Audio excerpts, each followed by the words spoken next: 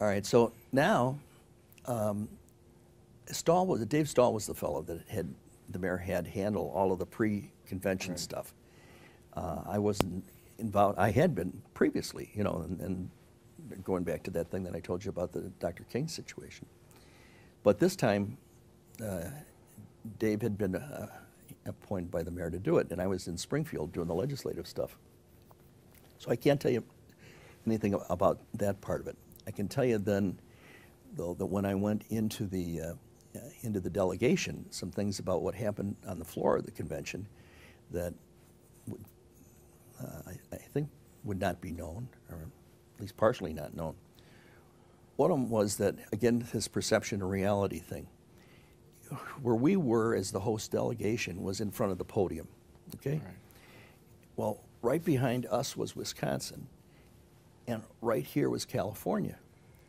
And they were really roaring, and they were screaming about the mayor and about Chicago and all of that kind of thing. Wisconsin had been taken in the primary by McCarthy. Yeah. In California by Bobby Kennedy. Yeah. So Well, there's that Bobby Kennedy. There's a whole different story that ties into what I'm going to tell you right now. Yeah. But anyway, they were furious. They're both mad. So I said to a couple of the young guys, Dan Shannon and Morgan and some other guys, I said, look, if these guys decide to rush this thing, there's a lot of older people in this delegation. They could get hurt. I think here's Joe Gill. He was 84 or something, sitting there. Right. So I said, why don't we just sort of stand? The young guys just sort of stand on the outside. So all that business about the Fortress Chicago or whatever the heck it was about the police, that wasn't police. If you look at the faces, it was all the young guys. We were just trying to keep these guys from rolling through the thing, and hurting some people. Okay, then if you notice, a number of times during the evening, the mayor would be handed a message, and someone would walk up to him and either tell him something or hand him something, and he would get up, and he would walk towards the podium. Well, the podium, as you know, Gary, at these conventions it's a huge thing, and underneath the podium, which is a couple of stories actually, there's a door, regular door. That door opens into what's called the green room. The green room is the area where you get the makeup if you're going to be a speaker, or you'll have a water or Coke or whatever it might be, before you go up on the podium, to give your presentation. The phone was in there, and what that was about was Lyndon Johnson calling Mayor Daley from his ranch in Texas, where he had Air Force One on the runway warmed up. And he's calling the mayor, talking to him. He was about whether he should, fly back in, if this thing couldn't get under control and you couldn't have a party, and that's going to happen. So one of the things was that Carl Albert, who was the Speaker of the House, had a heart attack previously, and he had recovered from it just before he was coming back from it before the convention. So he was in a sort of a weakened state. Well, if you remember, the mayor sent Dan Rostenkowski up to take the podium, to try and get the thing under control. Albert didn't know that was happening. When Dan walked up and told him that and took the gavel, Albert never forgave Dan. And if you remember the following December in Florida, when they were putting together the succession, Danny got knocked out. And that's when the fellow from Texas became the heir apparent behind Tip O'Neill. Okay, so that was a very expensive evening for Dan, even though he did... Jim Wright. Jim Wright, excuse me, I'm sorry, Jim Wright, Texas.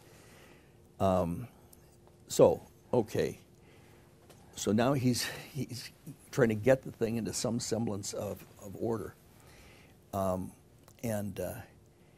you've got the other situation with the president waiting, trying to decide, and he wants Daley to keep the thing going while he's deciding whether he's going to fly back in or not. So, finally he decided not to do it, and but that chapter I don't think ever got visible. the thing with that night after it was over, when we were walking out of there, I asked Dan, I said, you got time, let's get a drink.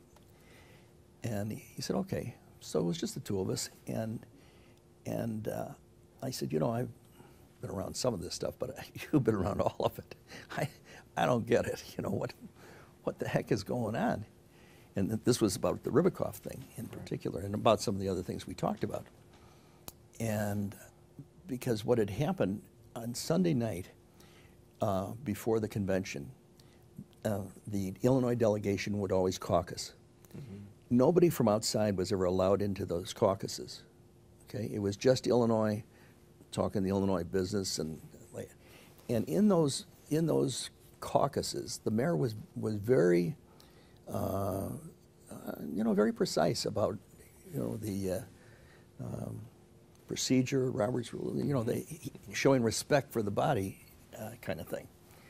I mean, he didn't have to because he had all the phones, but he did, Okay, so this particular night, though, he said that while in the past we haven't had guests from outside, I'd like to take this opportunity to ask for on a personal basis for leave of the delegation to bring before you an old friend of mine and a friend of his who would like the privilege of addressing the delegation. Mm-hmm. And so, I mean, everybody's wondering what's this going to be, because we never saw it, In walks Abe Ribicoff and brings Senator McGovern with him. Okay, so Ribicoff gets up and he starts with the mayor about how he and Dick have been friends for years, and we've been to the well together, so he's the greatest political leader in the country, I mean, you would have thought that it was the, speeches at a wedding or something. Right. It was that glowing. And then he introduces his friend, Senator McGovern. Well, McGovern had no more chance of addressing the Illinois delegation by him, if he wanted to get in by himself. Sure. It never happened. Okay, so this was an enormous thing that Daley did for Ribicoff. Okay, so from that until Tuesday night, when Ribicoff is up on the stage talking about the Gestapo in the streets and that kind of stuff, okay, when he walked up there, I thought, well, finally somebody's going to say something good about us, because we've been getting our heads, beat in. And so Ribicoff gets up and does a complete 180 from the last time we saw him as Daley's best friend the Sunday night, 24 hours roughly, or 48 hours, I guess, beforehand. So I'm asking Dan, I said, what the hell is going on? He said, well, what happened was that on Monday, the first day, traditionally, that day is people from, the leaders from all over the country will stop in to pay their respects to the leader of that state where the thing is being held. Mm-hmm. So they went to the headquarters. I think it was in the Sherman in those days. And he had, appointments scheduled every 10 minutes for, up one side and down the other. And I guess it was Dan and Matt Danaher who had been the alderman in the 11th Ward, or was the alderman in the 11th Ward at that time, I guess, and who had been Mayor Daley's first assistant. He actually was his driver in the first campaign, and, back, he was closer to him than anybody.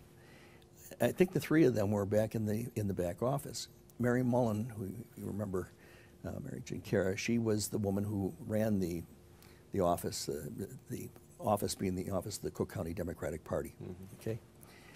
So Ribicoff, according to Dan, comes in and says, "I have to see the mayor." And so Mary comes out, and